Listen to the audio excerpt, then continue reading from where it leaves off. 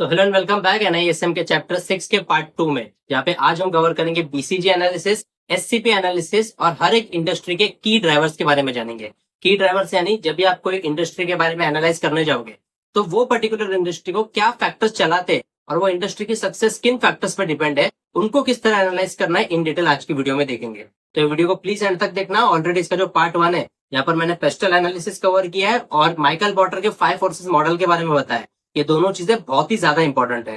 तो डायरेक्टली इस नई वीडियो पे जंप मत करो, पहले की वीडियोस नहीं देखे तो प्लीज देख लो, क्योंकि देखो यहाँ पर मैं आपके लिए बहुत ही अच्छा कंटेंट लेकर आ रहा हूँ। मतलब मेरे हिसाब से ये कंटेंट अच्छा है। आपको जो भी आपका इसके बारे में ओपिनियन है नीचे कमेंट सेक्शन में मुझे प्लीज बताओ। अगर आपको कुछ चीज अच्छी लगी तो वो बताओ, कुछ चीज खराब लगी तो वो पहले बताओ, ताकि मैं अगली वीडियो से और इम्प्रूव कर सकूं। क्योंकि कैसा है, जो मैं कंटेंट बना रहा हूँ इसमें टाइम लग रहा है, इसमें थोड़ी एनर्जी लग रही है, तो अगर वो कंटेंट आपके काम नहीं आ रहा है तो ये कंटेंट बनाने का कोई मतलब नहीं है। So if you feel anywhere I am going wrong, so do let me know in the comment section. बाकी ये वीडियो को एंड तक देखना, क्योंकि बीसीजी एनालिसिस और एससीपी एनालिसिस हर एक बिजनेस को एनालाइज करने का, हर एक इंडस्ट्री को एनालाइज करने का एक बहुत ही इजी एंड सिंपल वे। अब ये क्या होता है और किस तरह किया जाता है वीडियो में इन डिटेल देखेंगे। So do watch this video till the end, और देखने के बाद पसंद आ जाए तो like it, share it and subscribe the channel for more. तो चलिए बिना किसी रुकावट के फाइनली लेट्स गेट स्टार्टेड।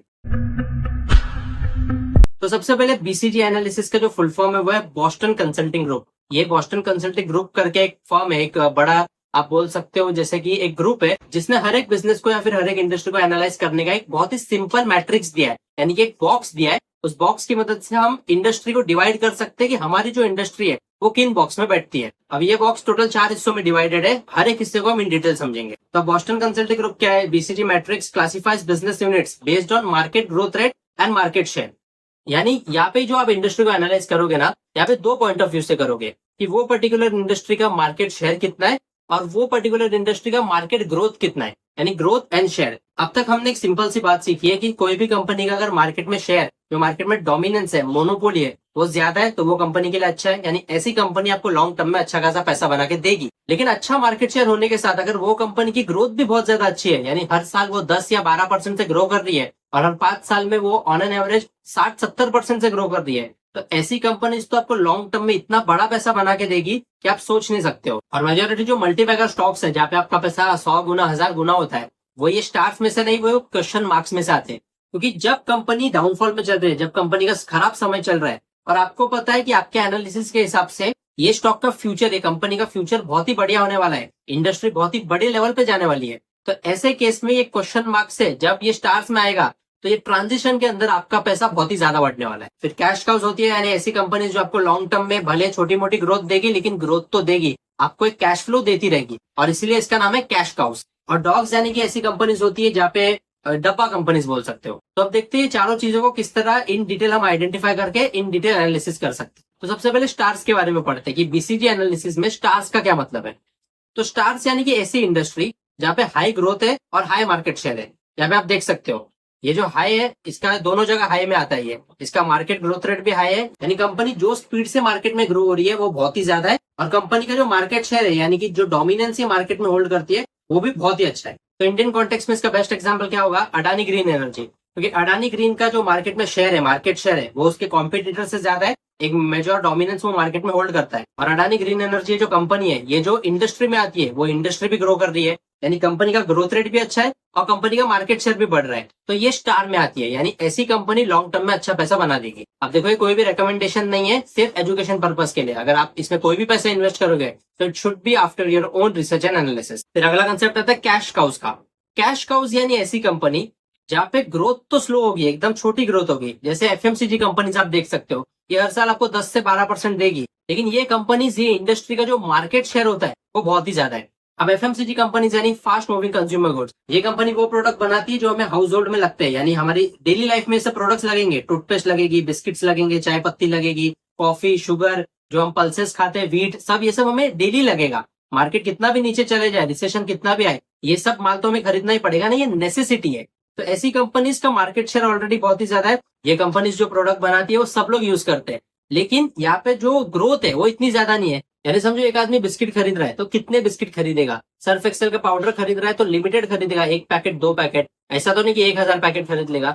तो यहाँ पर इसकी जो ग्रोथ है वो स्लो होती है। तो ऐसी इंडस्ट्री या फिर ऐसी कंपनी जहाँ पे ग्रोथ रेट तो स्लो है लेकिन मार्केट शेयर बहुत ज्यादा है, वो कैश काउज में आती है। ऐसी कंपनीज लॉन्ग टर्म के लिए सेफ मानी जाती है, क्योंकि कुछ भी हो जाए ये कंपनी आपको ऑन एन एवरेज साल में 10 से 12% देती है। तो it is a safe haven. Example में भी HUL का नाम दिया, यानी हिंदुस्तान यूनिलीवर। ये एक FMCG कंपनी है। कंपनी का मार्केट शेयर बहुत ज्यादा है, लेकिन अगर आप इसका ग्रोथ रेट देखोगे तो ये 5%, 7%, 10% से छोटे परसेंट से ग्रो होती है। लेकिन ऐसी इंडस्ट्रीज, ऐसी कंपनी कभी भी डूबती नहीं है, लॉन्ग टर्म में सस्टेन होती है। फिर आता है क्वेश्चन मार्क। यहाँ पर जो इंडस्ट्रीज, यहाँ पर जो कंपनीज आती है, उनका जो ग्रोथ रेट है वो बहुत ही फास्ट होगा, लेकिन मार्केट शेयर लो होता है। जैसे one of the best example है कि ईवी स्पेस में जो कंपनीज आ रही है, अब जितनी भी ईवी सेक्टर में जो बैटरीज के अंदर कंपनी आ रही है या फिर इलेक्ट्रिक व्हीकल्स के अंदर कंपनीज आ रही है, वहां पे मार्केट शेयर वो कंपनीज का बहुत ही छोटा है, क्योंकि उनके कॉम्पिटिटर्स बड़े हैं, उनका मार्केट शेयर कम है, लेकिन ग्रोथ रेट बहुत ही ज्यादा फास्ट है। तो ऐसी इंडस्ट्री की ऐसी कंपनीज को ढूंढो जहाँ पे ग्रोथ रेट बहुत ही ज्यादा फास्ट है और मार्केट शेयर छोटा है। तो यहाँ पे बड़े स्टॉक्स मिल जाएंगे, क्योंकि जब ग्रोथ रेट फास्ट है तो एक बात पक्की है कि बड़े प्रॉफिट्स आएंगे।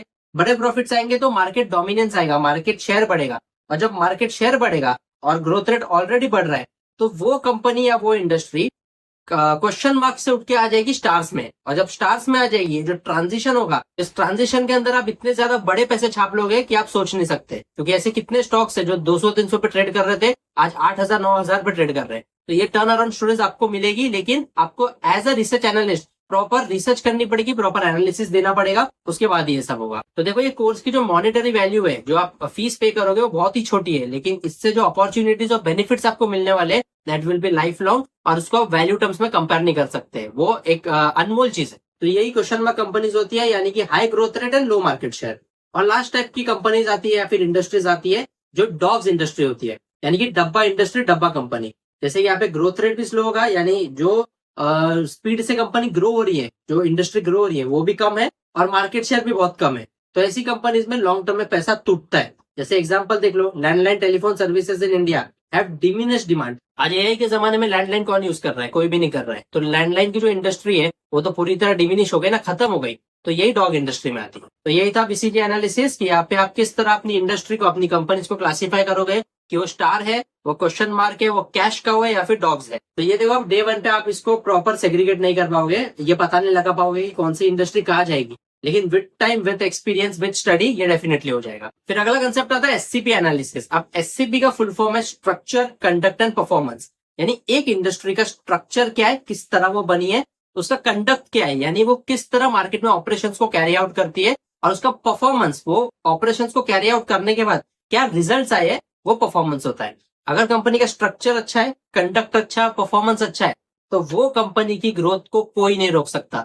तो आज नहीं, कल नहीं, परसों नहीं, कभी ना कभी तो बड़े ऑर्डर्स, बड़े पैसे मिलेंगे। और जब कंपनीज के पास बड़े पैसे आएंगे, तो डेफिनेटली इक्विटी शेयर होल्डर का बेनिफिट सबसे ज्यादा होगा, क्योंकि at the end equity shareholder ये कंपनी का मालिक है। तो SCP analysis evaluates how industry structure influences company behaviour and market outcomes. वही मैंने बोला कि अगर स्ट्रक्चर अच्छा है तो वो इन्फ्लुएंस करेगा कंडक्ट पे।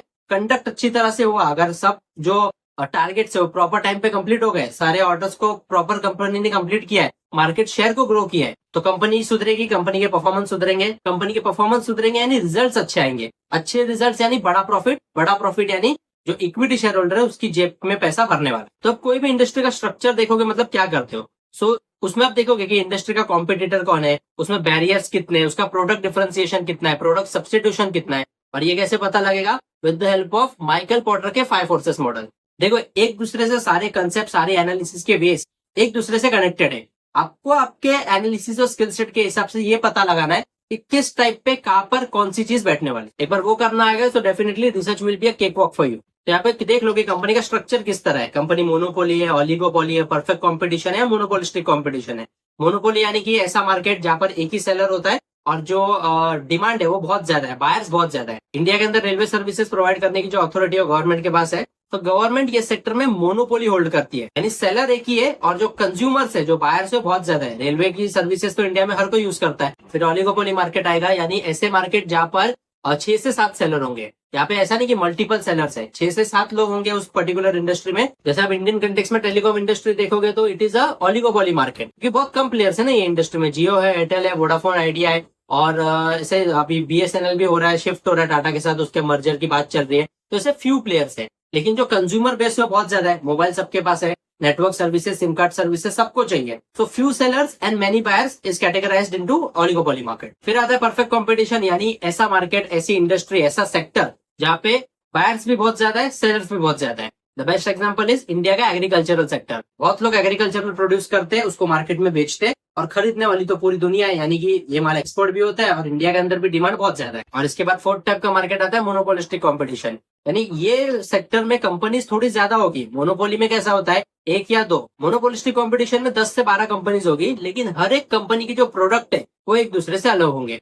डिफरेंशिएटेड प्रोडक्ट ये मोनोपोलिस्टिक कंपटीशन का सबसे बड़ा कैरेक्टरिस्टिक है। यहाँ पे कोई भी दो कंपनीज कभी भी सेम प्रोडक्ट्स नहीं बनाती है। The best example is FMCG sector. जैसे एकदम रियल लाइफ एग्जांपल ले लो, दो बिस्किट के ब्रांड है, पार्ले जी और गुड डे। पार्ले जी को पार्ले बनाता है, गुड डे को ब्रिटानिया बनाता है, लेकिन ये दोनों बिस्किट का स्ट्रक्चर, दोनों बिस्किट का टेस्ट और दोनों बिस्किट्स के अंदर के इंग्रेडिएंट ये अलग है। यानी दोनों प्रोडक्ट डिफरेंशिएटेड है एक दूसरे से। भले दोनों बिस्किट्स है, लेकिन एक बिस्किट अलग है, पार्ले जी अलग है, और गुड डे अलग बिस्किट, क्योंकि दोनों का टेस्ट अलग है, दोनों का मेकिंग कॉस्ट अलग है, दोनों को बेचने का कॉस्ट अलग है, सब एक दूसरे से डिफरेंशिएटेड। तो एक बार स्ट्रक्चर देख लिया, फिर कंपनी का कंडक्ट देख लो कि कंपनी का बिहेवियरल पैटर्न कैसा है, कंपनी अपने प्रोडक्ट्स को किस तरह प्राइस करती है, कंपनी एडवर्टाइजमेंट पे कितना खर्च करती है, कंपनी में रिसर्च एंड डेवलपमेंट कितना होता है, प्रोडक्ट इनोवेशन कितना होता है। क्योंकि देखो आज की डेट में इतनी फास्ट हमारा फाइनेंशियल वर्ल्ड चेंज हो रहा है कि अगर कोई भी कंपनी इनोवेशन नहीं करेगी तो पीछे रह जाएगी।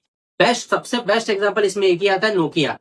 पूरी दुनिया जब एंड्रॉइड की तरफ शिफ्ट हो रही थी, तब नोकिया अपने माइक्रोसॉफ्ट पे अटकी हुई थी कि हम हमारा जो माइक्रोसॉफ्ट है उसको ही मोबाइल में लाएंगे और वही सब जगह अप्लाई करेंगे।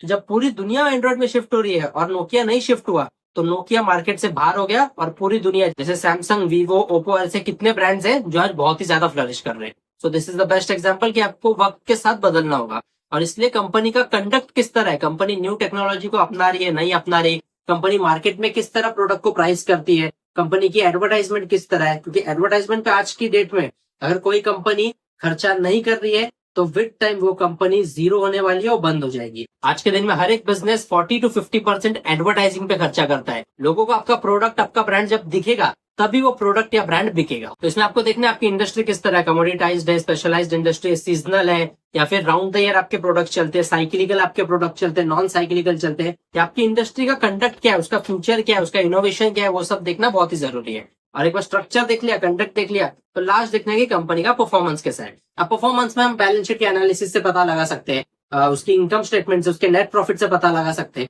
अगर company year on year growth कर रही है, क्वार्टर ऑन क्वार्टर अच्छा बढ़ रही है, उसका ऑपरेटिंग प्रॉफिट मार्जिन, ओपीएम बढ़ते जा रहा है, तो ये कंपनी लॉन्ग टर्म में अच्छी है। तो इसमें हम क्या मेट्रिक्स देखेंगे, कंपनी के आरओई के बारे में देखेंगे, फिर आरओसी यानी return on equity, return on capital employed, WACC देखेंगे, weighted average cost of capital, यानी कंपनी को कितना खर्चा है जो उसको देना ही है, उसके ऊपर जो आएगा वो उसका प्रॉफिट। जैसे कंपनी के लिए हर्डल रेट, ये डब्ल्यूएसीसी को हर्डल रेट बोलते हैं। हर्डल रेट यानी कि इतना तो कंपनी को कमाना ही है, कुछ भी हो जाए। तो ऐसे सब रेशियोज के बारे में देखो और उसका एनालिसिस किस तरह होता है वो हमने ये सीरीज में भी अब तक सीखा है, आगे भी सीखेंगे। और कंपनी एनालिसिस किस तरह होता है, एक स्टॉक को किस तरह पिक करना है, उसको ऑलरेडी ये वाली डिटेल वीडियो तो देख लेना। अब बढ़ते हैं अगले सेक्शन की तरफ, जो है की इंडस्ट्री ड्राइवर्स, यानी कि हर एक इंडिया की इंडस्ट्री में ऐसे कौन से फैक्टर्स है जो उस पर्टिकुलर इंडस्ट्री को चला रहे हैं, उसको ड्राइव कर रहे हैं, उसके बारे में देखेंगे। क्योंकि एक बार आपको सारे टॉप इंडस्ट्रीज के ड्राइवर्स के बारे में पता चल गया, तो जब आप एज अ रिसर्च एनालिस्ट कोई भी एनालिसिस करने जाओगे तो आप इन फैक्टर्स को देखो कि ये किस तरह चल रहे हैं। अगर ये फैक्टर्स अच्छे हैं तो डेफिनेटली लॉन्ग टर्म में वो इंडस्ट्री अच्छा करेगी। जैसे अगर आईटी सेक्टर की बात करूं तो इसके की ड्राइवर्स क्या है,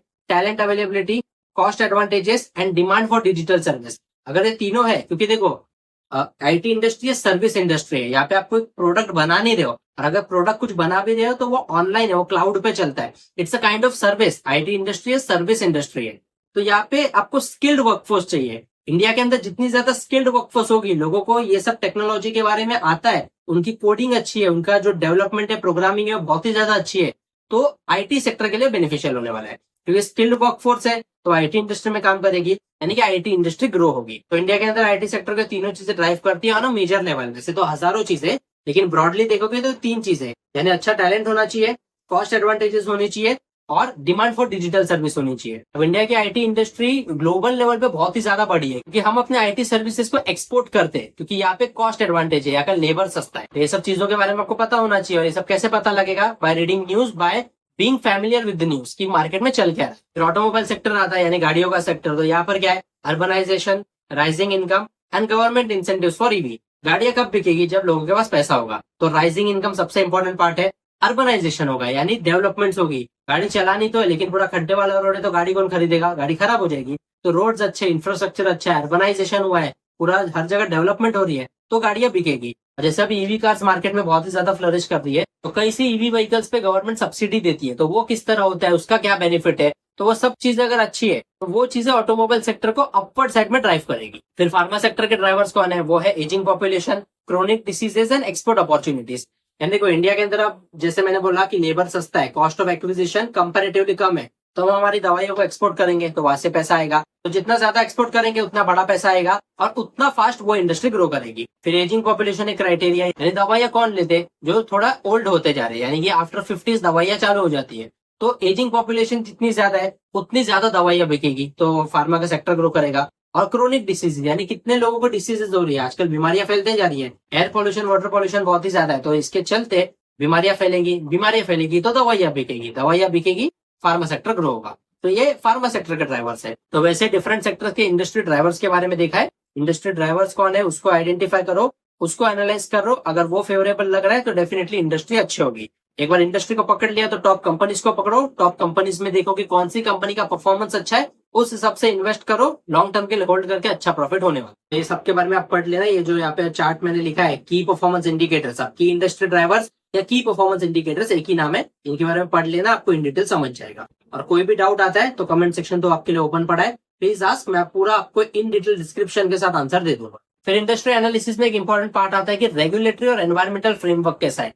ये हमने पेस्टल एनालिसिस में सीखा कि अगर आपको कोई भी इंडस्ट्री का एनालिसिस करना है तो देखना है कि वहाँ पे लीगल फैक्टर्स किस तरह है, एनवायरमेंटल फैक्टर्स किस तरह है, वो इंडस्ट्री दोनों जो कंप्लायंस है, लीगल कंप्लायंस, एनवायरमेंटल कंप्लायंस, इसके साथ बाइंड करके चल रहे हैं या फिर नहीं। क्योंकि इनके अगर अगेंस्ट कोई भी कंपनी या कोई इंडस्ट्री जाती है तो वो इंडस्ट्री बंद हो जाएगी, उसका डब्बा होने वाला है, वो डॉग्स इंडस्ट्री में आ जाएगी। क्योंकि कोई भी इंडस्ट्री कंस्ट्रेंट में चलनी चाहिए, प्रॉपर वे में चलनी चाहिए और उसको रेगुलेट करने के लिए कोई बॉडी होनी चाहिए। जैसे फाइनेंशियल सर्विसेज सेक्टर की बात करोगे तो यहाँ पे आरबीआई है, सेबी है, ये दोनों इंश्योर करते हैं कि मार्केट में कोई भी स्कैम ना हो, कोई फ्रॉड ना हो, ये पूरी मार्केट की ट्रांसपेरेंसी को इंश्योर करते हैं। वैसे एनर्जी सेक्टर को भी रेगुलेट किया जाता है, फिर एग्रीकल्चर सेक्टर को रेगुलेट किया जाता है। यहाँ पे एमएसपी की जो पॉलिसीज है, यानी कि मिनिमम सपोर्ट प्राइस, गवर्नमेंट हर एक जो एग्रीकल्चरल कमोडिटी है ना उसके लिए एक एमएसपी सेट करती है कि किसान ने इतनी मेहनत करके जो प्रोडक्शन किया है, जो चीज उगाई है, वो जब बेचने जाएगा तो मिनिमम उसको इतना पैसा तो आना ही चाहिए। अब हर एक प्रोडक्ट की जो एमएसपी है वो गूगल पे आपको मिल जाएगी। तो ऐसे हर एक इंडस्ट्री अगर रेगुलेटरी साइड से या फिर एनवायरमेंटल साइड से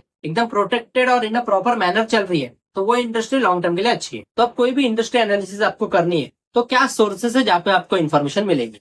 तो देखो आज के जमाने में ये जो पार्ट है इसका तो कोई महत्व ही नहीं, क्योंकि गूगल पे आज आपको दुनिया जहान ब्रह्मांड का पूरा जो ज्ञान है वो मिल जाएगा just from a click of a button. पूरा डेटा एक्यूरेट आपको A to Z, कोई डेटा पेड होता है, कोई डेटा फ्री होता है, मेजोरिटी डेटा फ्री है। वहां से चालू करो, एक प्रॉपर वे में एनालिसिस करो, किस तरह होता है वो मैंने आपको बताया है। तो आप कंपनीज को स्पॉट ऑन करो, वहां पे क्या रेशियोज है, किस तरह वो होने वाला है, फ्यूचर ग्रोथ क्या है, पास्ट परफॉर्मेंस क्या है, इंडिकेटर्स क्या बोल रहे हैं, टेक्निकल व्यू क्या है, फंडामेंटल एनालिसिस क्या है, वो सबको इन डिटेल देखो। तो आपको पूरा जो डेटा है वो भी मिल जाएगा। डेटा से खुद की एनालिसिस बनाओ और एनालिसिस को प्रेजेंट करके, एनालिसिस को कम्युनिकेट करके, अगर क्लाइंट है तो कम्युनिकेट करना पड़ेगा, और अगर खुद ही है, खुद के लिए एनालिसिस कर रहे हो तो एनालिसिस को अप्लाई करके, उसका प्रॉपर एप्लीकेशन करके एक अच्छी इन्वेस्टमेंट आप कर सकते हो। This is not a rocket science, एकदम इजी वे में होता है, लेकिन अप्रोच और मेथोडोलॉजी सही होनी चाहिए। तो ये डिफरेंट सोर्सेस है, यानी कि गवर्नमेंट रिपोर्ट्स होती है, इंडस्ट्री एसोसिएशन की रिपोर्ट्स होगी, फाइनेंशियल डेटाबेसेस होंगे, न्यूज मीडिया, कंपनी रिपोर्ट्स, ये सब गूगल पे मिलता है। कोई डेटा फ्री है, कोई पेड है।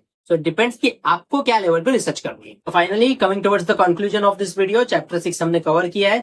इस वीडियो में हमने देखा कि किस तरह इंडस्ट्री एनालिसिस के फ्रेमवर्क्स होते हैं। यहाँ पे माइकल पोर्टर के 5 फोर्सेस मॉडल के बारे में देखा कि वो एनालिसिस किस तरह है, पेस्टल एनालिसिस क्या होती है, बीसीजी एनालिसिस क्या होती है, एससीपी एनालिसिस क्या होती है, और हर एक इंडस्ट्री को कौन से वो प्राइम सेक्टर्स है, कौन से वो केपीआईज है, की परफॉर्मेंस इंडिकेटर्स, जो एक इंडस्ट्री की ग्रोथ को ड्राइव करते हैं। ये सारे टूल्स देखो, ये इन डेप्थ पढ़ने वाले, इसको ऐसा नहीं एक लेक्चर देखा और आपको आ जाएगा। All this things you need to practise daily, क्योंकि एक दिन में नहीं होगा, विद प्रोसेस, विद एक्सपीरियंस होगा। सो शुरुआत करो, it's better late than never. आज करूंगा, कल करूंगा, परसों करूंगा, ऐसा नहीं, अभी करूंगा। क्योंकि एक बार अभी के अभी करने वाला एटीट्यूड आपके अंदर आ गया ना, तो आपकी ग्रोथ को कोई नहीं रोक सकता। देखो दिल पे लेना पड़ेगा, कोई आपको बचाने नहीं आने वाला। एट द एंड खुद के लिए मेहनत करो, क्योंकि खुद की ग्रोथ करनी। तो that's all in today's lecture. ये वीडियो का कंटेंट पसंद आया तो लाइक करो, शेयर करो, और ऐसे इन्फॉर्मेटिव और वैल्यूएबल कंटेंट के लिए चैनल को प्लीज सब्सक्राइब करो।